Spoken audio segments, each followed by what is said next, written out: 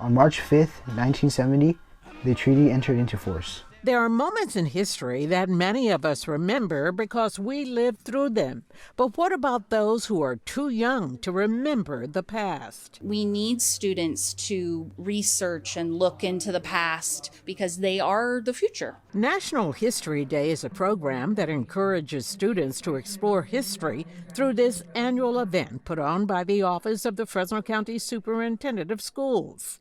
This year's theme: Debate and Diplomacy in History. Students had to choose a memorable event in history, possibly a conflict, and then they presented that information, coming up with a thesis or a historical argument about it. That's what you saw on the campus of Fresno Pacific University this weekend. Students, some dressed for the part, presenting moments in history. The State Department decided to acknowledge Lucille for the first time as an asset. Surabhi Khanna, a student at Clovis North, chose historical figure Lucille Acheson, the first woman accepted into the U.S. Foreign Service. She was fluent in 5 different languages. She had traveled abroad. She had worked for other organizations, and she was so qualified, but she couldn't do too much because of that bias that women were not as smart, women could not do all this, women couldn't be in the Foreign Service. Students could make their presentations by doing a performance, posters, exhibits, even podcast.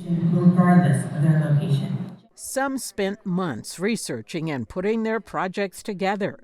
Ryan Salazar, an 8th grader at Kastner School, produced a documentary on the Nuclear Non-Proliferation Treaty. Because of the decisions made half a century ago, not a single nuclear arm has been tested or used since 1992.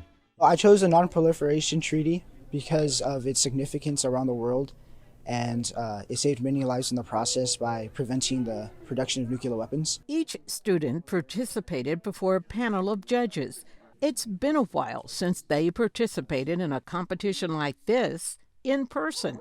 And this was the first county schools event where masks were optional. I can tell you a lot of time and consideration has gone into that, into the safety and well-being of students. We have signs up saying that masks are optional, and we want everyone to just respect the choices of others. Students learn so much from this one event, but one thing they will soon come to see is, just as in past generations, they are currently living through what will become a huge part of our history. For Education Matters, I'm Juanita Stevenson, KC24, local news that matters.